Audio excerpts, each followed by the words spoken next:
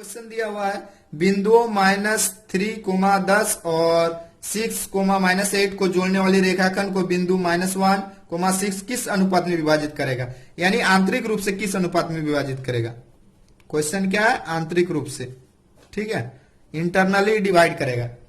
तो यहां पर इस पॉइंट को अगर हम लोग ए मान लेते हैं, इसको बी मान लेते हैं, तो इससे मिलकर एक रेखा बन गया, ठीक है। और इस पॉइंट को हम लोग पी मान लेते हैं, ये पॉइंट कहीं बीच में है, सबका वैल्यू दिया हुआ है। फिर हम लोग क्या करेंगे ना, सीधा ट्रिक अप्लाई कर देंगे, ट्रिक अप्लाई कर देंगे।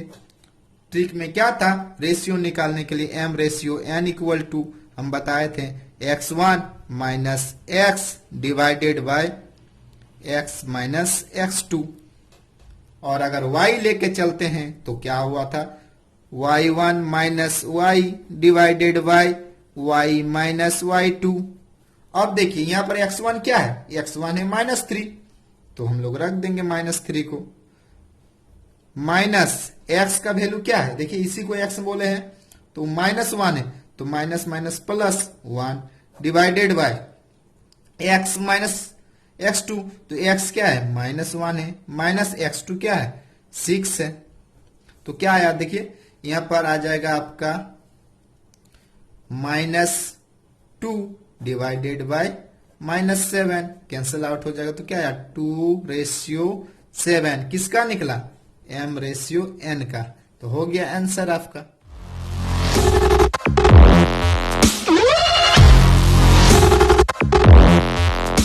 आप सभी का स्वागत है हमारे YouTube चैनल आनंद क्लासेस में। मैं आपका दोस्त आनंद। फ्रेंड्स, आज हम लोग बात करेंगे कोऑर्डिनेट ज्योमेट्री का बहुत ही इंपॉर्टेंट क्वेश्चन विभाजन सूत्र के बारे में। फ्रेंड्स, आप लोगों से रिक्वेस्ट है कि आज का जो वीडियो है लास्ट तक कृपया देखें, क्योंकि आज हम लोग जो विभाजन सूत्र है इसका फुल कॉन्सेप्ट तो पढ़ेंगे, साथ में हर पोर्शन का ट्रिक्स पढ़ेंगे, जो आपको काफी हेल्पफुल होगा, क्वेश्चन बनाने में काफी इजी होगा। सबसे पहले हम लोग बात करते हैं कि विभाजन सूत्र जो होता है दो भाग में बांटा गया है, एक इंटरनल डिवीजन और एक एक्सटर्नल डिवीजन। मान के चलिए अब हम लोग इंटरनल डिवीजन को लेकर आगे बढ़ते हैं। 2 पॉइंट दिया हुआ है, मान के चलिए 2 पॉइंट है आपका ए और बी, 2 पॉइंट है।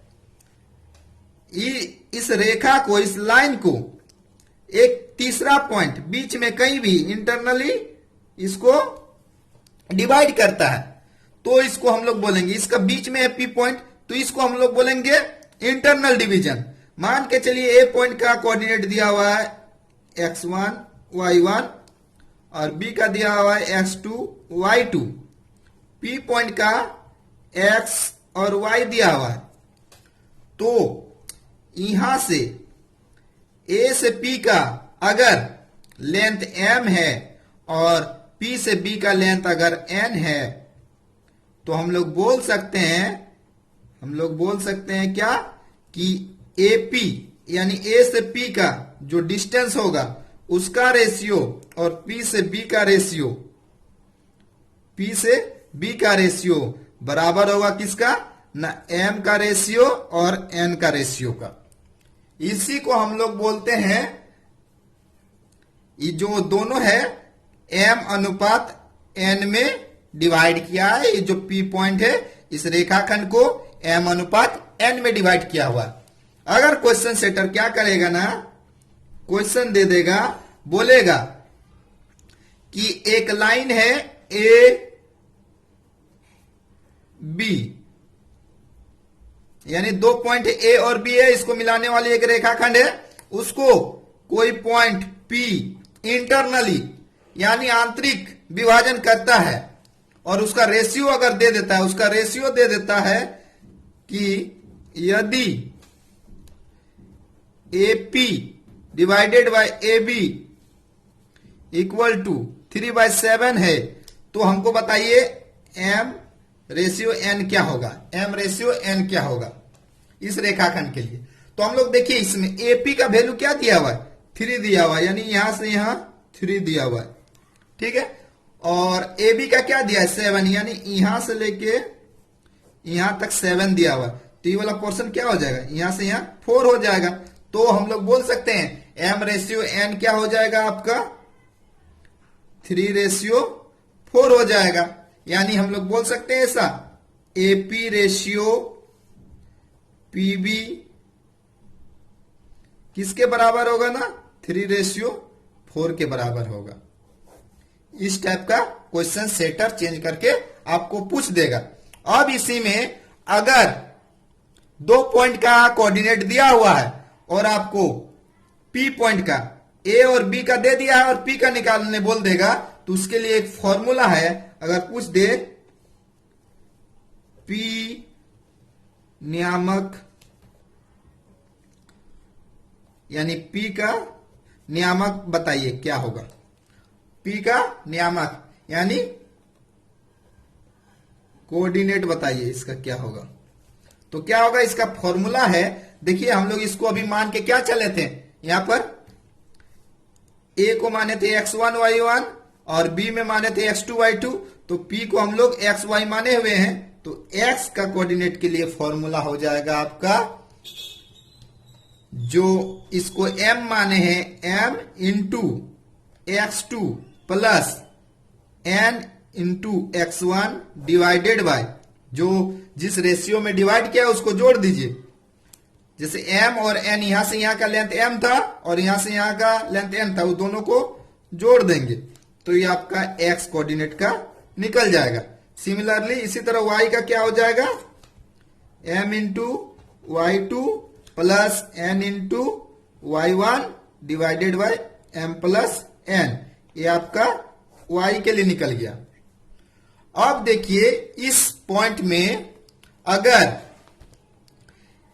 m और n का रेशियो 1:1 रहा तो क्या हो रहा है, देखिए 1:1 अगर रहा तो यहां से यहां मान के चलिए a और b एक लाइन है, e भी 1 है, b 1 है, यानी दोनों क्या इक्वली डिवाइड हुआ है।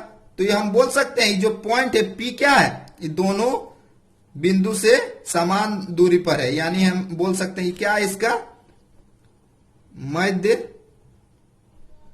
बिंदु है, यानी मिड पॉइंट है। क्या है,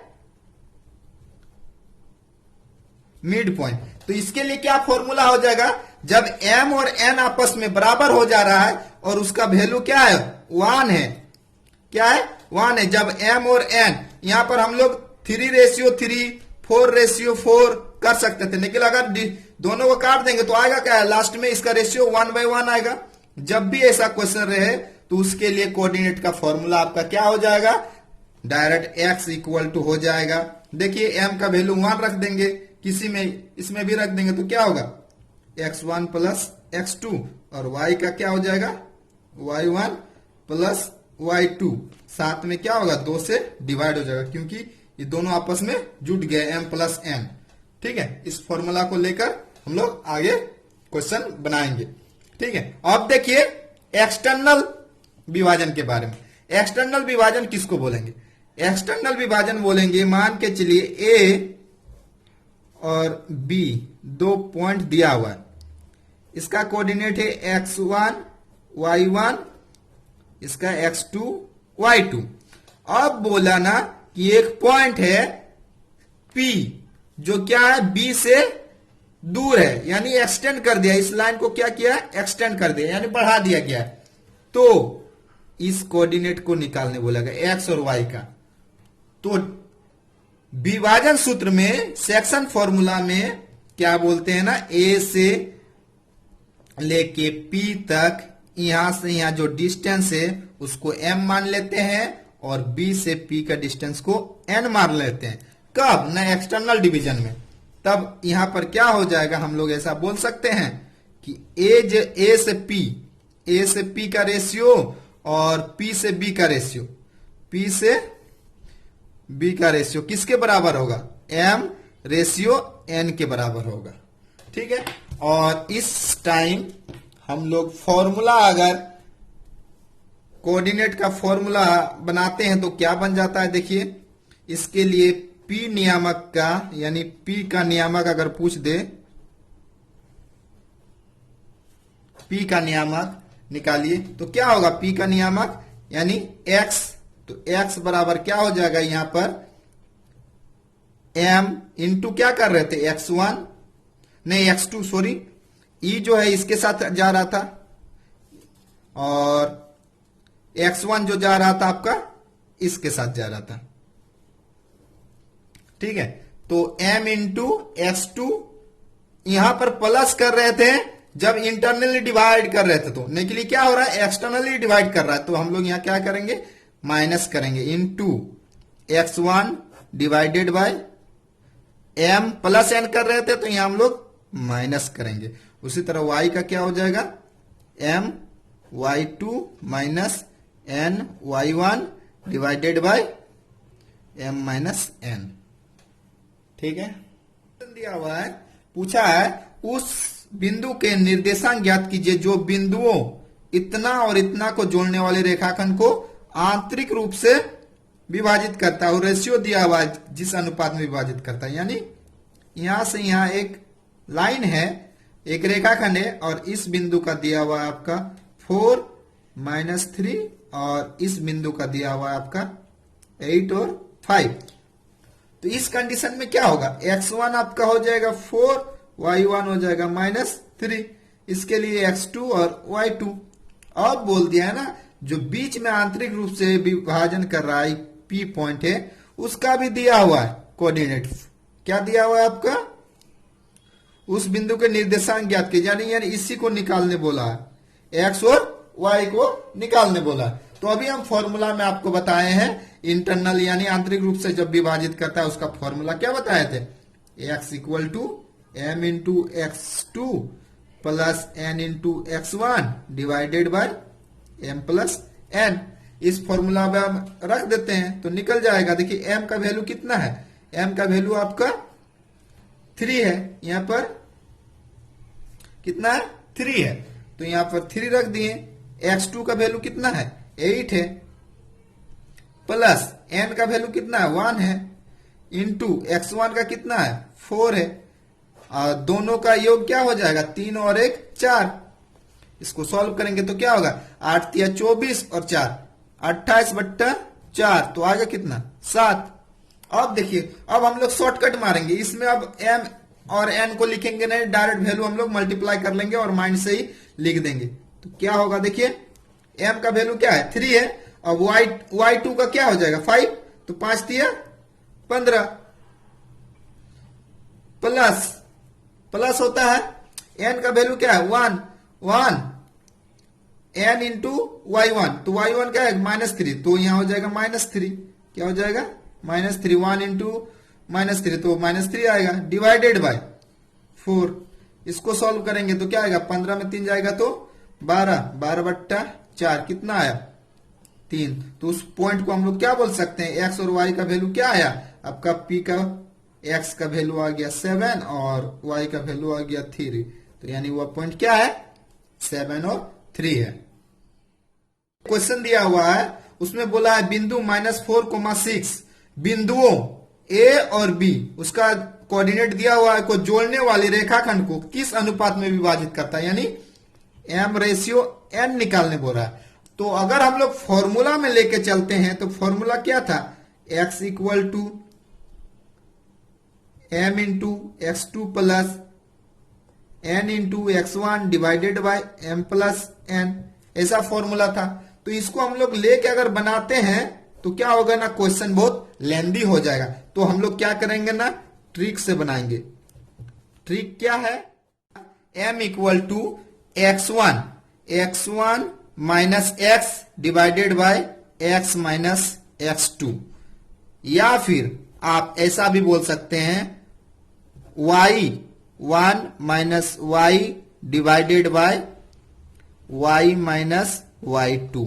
इस फॉर्मूला को अगर हम लोग लिख देते हैं तो डायरेक्ट आपका रेशियो निकल जाएगा ट्रिक में, इजी वे में। देखिए अभी हम इसमें रखते हैं तो x1 क्या है -6 है, तो -6 रख दिए, माइनस x का वैल्यू क्या है ये -4, तो क्या हो जाएगा -4 डिवाइडेड बाय x का वैल्यू -4 माइनस x2 का वैल्यू, x2 क्या है यहाँ पर 3 है। तो इसको हम लोग सॉल्व करते हैं तो क्या आ रहा है, देखिए सॉल्व करने के बाद आ रहा है इधर, यहाँ पर माइनस माइनस प्लस हो जाएगा तो आएगा क्या -2 divided by -7, minus minus cut जाएगा तो क्या है 2:7। तो किसका निकला m/n का हम लोग को निकल गया, यानी m/n निकल गया क्या 2:7 आपका आंसर हो गया। दिया हुआ है बिंदुओं -3, 10 और 6, -8 को जोड़ने वाली रेखाखंड को बिंदु -1, 6 किस अनुपात में विभाजित करेगा, यानी आंतरिक रूप से किस अनुपात में विभाजित करेगा। क्वेश्चन क्या है, आंतरिक रूप से, ठीक है, इंटरनली डिवाइड करेगा। तो यहां पर इस पॉइंट को अगर हम लोग ए मान लेते हैं, इसको बी मान लेते हैं, तो इससे मिलकर एक रेखा बन गया, ठीक है। और इस पॉइंट को हम लोग पी मान लेते हैं, ये पॉइंट कहीं बीच में है, सबका वैल्यू दिया हुआ है। फिर हम लोग क्या करेंगे ना, सीधा ट्रिक अप्लाई कर देंगे, ट्रिक में क्या था, रेशियो निकालने के लिए m/n = हम बताए थे x1 - x divided by x - x2। और अगर y लेके चलते हैं तो क्या हुआ था, y1 - y divided by y - y2। अब देखिए यहां पर x1 क्या है, x1 है -3, तो हम लोग रख देंगे -3 को। माइनस x का वैल्यू क्या है, देखिए इसी को x बोले हैं, तो -1 है, तो minus minus +1 divided by x - x2, तो x क्या है -1 है, माइनस x2 क्या है 6 है। तो क्या आया, देखिए यहां पर आ जाएगा आपका -2 डिवाइडेड बाय -7, कैंसिल आउट हो जाएगा, तो क्या आया 2:7। किसका निकला, m/n का। तो हो गया आंसर आपका।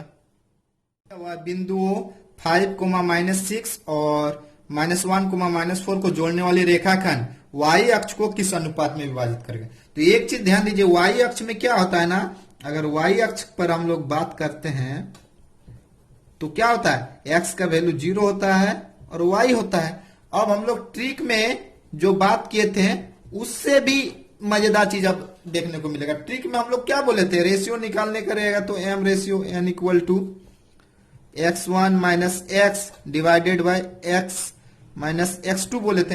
अब इसमें भी शॉर्टकट आ गया, देखिए x का वैल्यू क्या है, यहां पर x का वैल्यू y अक्ष में अगर हम लोग देखते हैं, यहां पर x1 और x2 तो मिल जा रहा है, इसको अगर a मान लेते हैं, इसको b मान लेते हैं, तो यहां पर आपका x2 मिल जाएगा, यहां पर x1 मिल जाएगा और यहां पर x2 मिल जाएगा। और x का वैल्यू क्या है, 0 है, x का वैल्यू 0 है, तो हम लोग डायरेक्ट बोल सकते हैं यहां पर कि आपका जो ट्रिक बन जाएगा आपका इस फॉर्मूला के लिए, जब y अक्ष पर बात करेगा तो नया ट्रिक में हम लोग डायरेक्ट निकालेंगे m/n। इससे भी शॉर्टकट क्या आ गया, देखिए x1, क्योंकि x का वैल्यू 0 हो गया और यहां पर x का वैल्यू 0 कर देंगे तो क्या बचेगा x2। अब देखिए इस ट्रिक से हम लोग बनाएंगे इसको कितना इजी से। देखिए x1 का वैल्यू क्या है, x1 का वैल्यू है आपका 5 रख देंगे, x2 का वैल्यू कितना है -1, तो -1 हम लोग रख देंगे और पहले से यहां माइनस है और -1 रख देंगे तो +1 हो जाएगा। तो क्या निकला आपका 5:1, यही हो गया आपका आंसर m/n। क्वेश्चन है आपका, वह अनुपात ज्ञात करें जिसमें बिंदुओं 1, -5 और b -4, 5 को मिलाने वाली रेखाखंड x अक्ष से विभाजित होता है। यानी तो x अक्ष में क्या होता है, x अक्ष में y का वैल्यू क्या होता है 0 हो जाता है, यानी हम लोग बोल सकते हैं x और 0।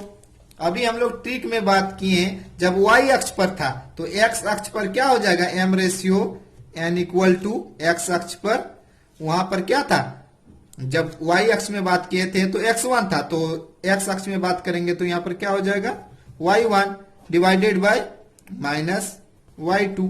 अब इस फॉर्मूला में डायरेक्ट रख दीजिए, यही आपका इसका ट्रिक है। ट्रिक y1 क्या है, देखिए ये आपका अगर a है, ये b पॉइंट दिया हुआ है, तो इसके लिए y1 -5, तो -5 यहां रख देते हैं डिवाइडेड बाय -y2 कितना है 5 है, तो -5। देखिए कैंसिल हो गया, तो आया कितना 1:1 आया, यानी m और n का रेशियो क्या है 1:1 है। आपका क्वेश्चन में अगर ऐसा दिया हुआ है कि 4 पॉइंट दिया हुआ है, यानी 4 कोऑर्डिनेट दिया हुआ है और चारों का वैल्यू दिया हुआ है, बोल रहा है कि अगर इसी क्रम में लेने पर एक समांतर चतुर्भुज के शीर्ष हो तो x और y का मान ज्ञात करें। यानी यहाँ पर y है और यहाँ पर x है, तो इसका वैल्यू निकालने बोल रहा है। तो जब भी ऐसा क्वेश्चन दे दे, चाहे वो समांतर चतुर्भुज हो या फिर आयत हो, चाहे समांतर हो या फिर आयत हो या फिर वर्ग हो, तो हम लोग सीधा उसका डायगोनल यानी बीकन से लेके इस क्वेश्चन को सॉल्व करेंगे। तो इस डायगोनल में अगर हम लोग जाते हैं तो AC का मिड पॉइंट P होगा, BD का भी मिड पॉइंट P होगा। तो अगर हम लोग को इसका समीकरण के लिए x कोऑर्डिनेट और इसका समीकरण के लिए x कोऑर्डिनेट दोनों को इक्वल कर देते हैं तो हम लोग आराम से निकाल लेंगे। तो देखिए मिड पॉइंट फॉर्मूला अगर हम लोग लगाते हैं तो x बराबर क्या हो जाएगा, x बराबर होता है 1 प्लस x, तो हो जाएगा आपका 1 प्लस x डिवाइडेड बाई 2। इसी तरह इधर से करेंगे x कोऑर्डिनेट के लिए तो क्या होगा 4 प्लस 3, क्या होगा 4 प्लस 3 डिवाइडेड बाई 2। इसको अगर हम सॉल्व करेंगे तो हम लोग को x का वैल्यू निकल जाएगा, तो इसको हम लोग सॉल्व कर देते हैं। देखिए यहां से 2 कैंसिल आउट हो जाएगा, तो x बराबर क्या निकल गया, देखिए इधर 7 हो गया, इधर 1 आ जाएगा तो 6, यानी x इक्वल टू क्या हो जाएगा 6। तो x का वैल्यू निकल गया 6। अब हम लोग y के लिए लेके चलते हैं, तो y के लिए अब देखिए y किसमें है, y के लिए चलते हैं तो इसके लिए मिड पॉइंट क्या होगा 5 प्लस y, क्या होगा 5 प्लस y डिवाइडेड बाई 2। अब इसके लिए देखेंगे तो क्या होगा 2 प्लस 6, तो 2 प्लस 6 डिवाइडेड बाई 2। इसको सॉल्व करते हैं, देखिए ऐसे हो जाएगा 6 दूनी का 8 और इधर 5 चल जाएगा, तो 8 में 5 जाएगा तो 3, तो y इक्वल टू क्या बचेगा, y इक्वल टू आपका आ गया 3। तो x का और y का वैल्यू निकल गया। जब भी रहेगा ऐसा क्वेश्चन सीधा हम लोग बीकन में जाएंगे और मिड पॉइंट फॉर्मूला यूज करेंगे, मिड पॉइंट फॉर्मूला, और दोनों को हम लोग क्या किए बराबर कर दिए। नियम है यदि त्रिभुज के शीर्ष के नियामक दिया हुआ है क्रमशः x1 y1 x2 y2 x3 y3 हो, तो त्रिभुज के केंद्रक या गुरुत्व केंद्र जिसको हम लोग बोलते हैं सेंट्रॉइड, ठीक है, अगर उसको निकालने बोल दे तो x नियामक का क्या हो जाएगा न x1 x2 और x3 को जोड़ देंगे और 3 से डिवाइड कर देंगे, और y नियामक का क्या हो जाएगा y1 plus y2 plus y3 divided by 3। तो हम लोग आराम से निकाल देंगे उसका केंद्रक का। तो अभी एक क्वेश्चन लेकर चलते हैं। एक क्वेश्चन है एक त्रिभुज के शीर्ष दिया हुआ है तो केंद्रक का नियामक ज्ञात करें। तो केंद्रक का नियामक क्या हो जाएगा, अभी जो फॉर्मूला होता है वहां रख देंगे, तो x का वैल्यू क्या होगा, सबको जोड़ देंगे, 3 और 6 को जोड़ेंगे तो 9 और फिर उसमें माइनस हो जाएगा आपका 3, तो बचेगा क्या 3 से डिवाइड कर देंगे तो क्या आया देखिए 3 प्लस 6 माइनस 3 डिवाइडेड बाई 3।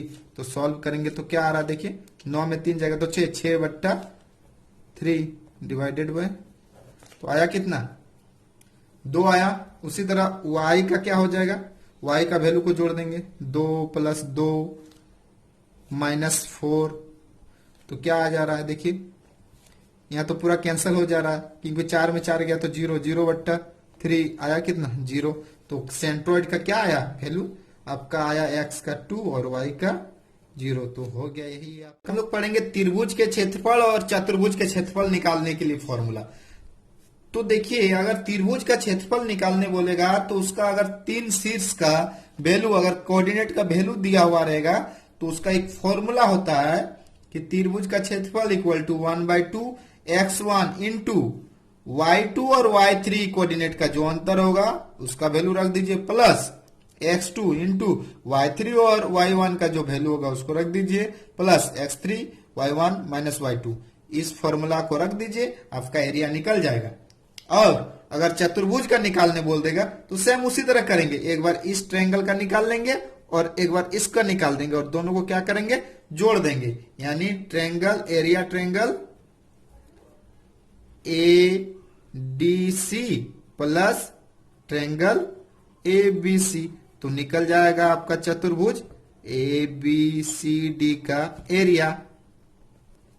ठीक है, ज्यादा दिमाग लगाना नहीं, ऐसे सिंपल से बना देना है। अगला क्वेश्चन है आपका, देख लीजिए। क्वेश्चन दिया हुआ है 3 शीर्ष दिया हुआ है ट्रायंगल का, मान के चलिए A है, एक B है, C है। तो बोल रहा है एरिया क्या होगा निकालिए, एरिया क्या होगा निकालिए। तो सिंपल सा फॉर्मूला में हम लोग डायरेक्ट रख देते हैं, ज्यादा कुछ करना नहीं है। फॉर्मूला होता है 1/2 x1 की जगह क्या है -5, तो -5 इंटू y2 माइनस y3, तो y2 कितना है -5 है, माइनस y3 प्लस x2 का वैल्यू क्या है यहाँ पर 3 है। हम लोग x2 का वैल्यू रख दिए। उसके बाद क्या हो जाएगा यहाँ पर y3, यहाँ जो 2 है तो यहाँ 3 हो जाएगा। देखिए यहाँ फॉर्मूला है, y3 का वैल्यू यहाँ पर क्या है 2 है, माइनस y1 के कितना है -1 यानी प्लस हो जाएगा, प्लस x3 कितना है 5 है, और x3 हो गया। अब फॉर्मूला क्या है y1 माइनस y2, तो y1 कितना है -1 माइनस y2 कितना है -5, तो माइनस माइनस प्लस हो जाएगा। अब इसको सॉल्व कर दीजिए, हो गया आपका आंसर 1/2। अब देखिए यहाँ पर माइनस माइनस तो प्लस हो जाएगा, और यहाँ 5 से मल्टीप्लाई हो जाएगा, तो 7 × 5 = 35, यहाँ -7 था और यहाँ -5 है तो प्लस हो जाएगा। तो क्या हो जाएगा 35 प्लस यहाँ 3 × 9 हो जाएगा। यहाँ पर प्लस देखिए यहाँ 1 घट जाएगा 5 में, तो 4 × 5 = 20। इसको सॉल्व करते हैं तो कितना आ रहा है देखिए 44 और 20 64, 1/2 गुना 64। इसको सॉल्व करते हैं तो कितना आ रहा है 32, यानी आपका आया कितना 32 वर्ग मात्रक, आंसर हो गया। यदि बिंदु संरेख हो तो त्रिभुज का क्षेत्रफल 0 होगा। यानी हम पहले भी बताए थे संरेख किसको बोलते हैं ना, एक ही लाइन में अगर 3 या 3 से अधिक बिंदु हो तो संरेख बोलेंगे। तो इसका एरिया कुछ होगा नहीं होगा, तो हम लोग चेक करते हैं। एक क्वेश्चन दिया हुआ है, 3 कोऑर्डिनेट दिया हुआ है 3 पॉइंट का, और बोल रहा है अगर संरेख हो तो के का मान ज्ञात करें। अगर ये ए है, ये बी है, सी है, तो यानी एबीसी का ट्रायंगल निकालिए। तो एबीसी का ट्रायंगल बराबर क्या हो जाएगा, डायरेक्ट हम लोग 0 कर देंगे। क्यों करेंगे, क्योंकि संरेख है तो एरिया क्या होगा 0 होगा। अब फॉर्मूला में इसको रख देंगे। फॉर्मूला क्या था 1/2 x1 की जगह कितना है 7, x1 into y2 minus y3, तो y2 कितना 1 माइनस y3 प्लस x2 हो जाएगा यानी 5। उसके बाद क्या हो जाएगा y3 माइनस y3 क्या है k माइनस y1 की जगह -2 है तो minus minus plus 2 plus x3 कितना है 3। अब क्या हो जाएगा y1 माइनस y2 यानी -2 माइनस 1।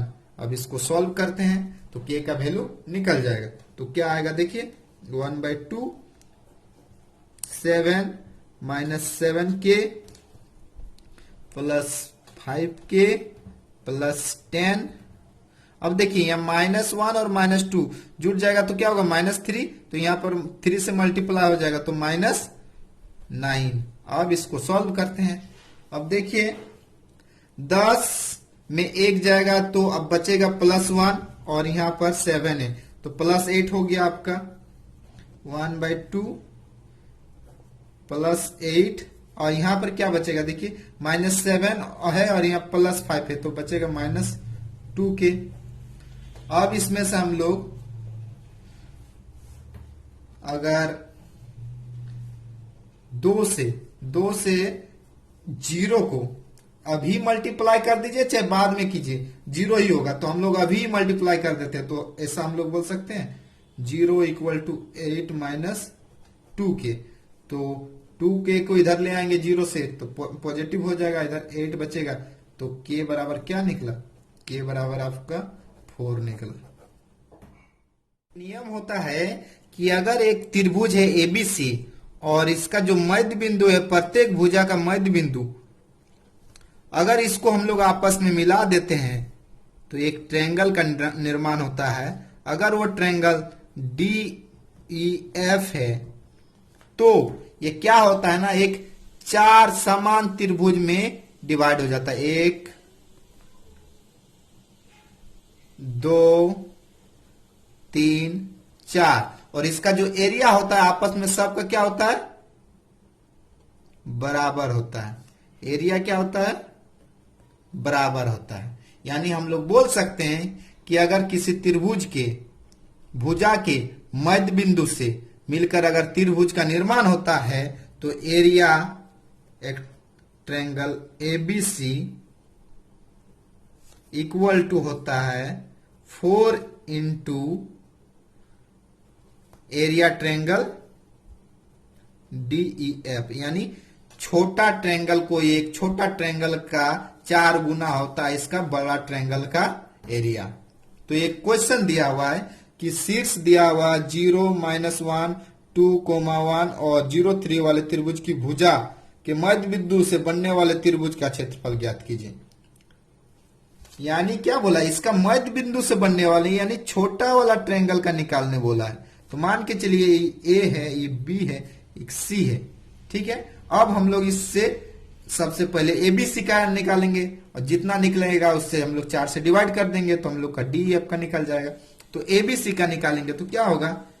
एरिया तो 1/2 x1 की जगह क्या है? 0 है, तो 0 है तो कंप्लीट वाला पोर्शन 0 हो गया। अब x2 0 है तो ये पूरा पोर्शन 0 हो गया।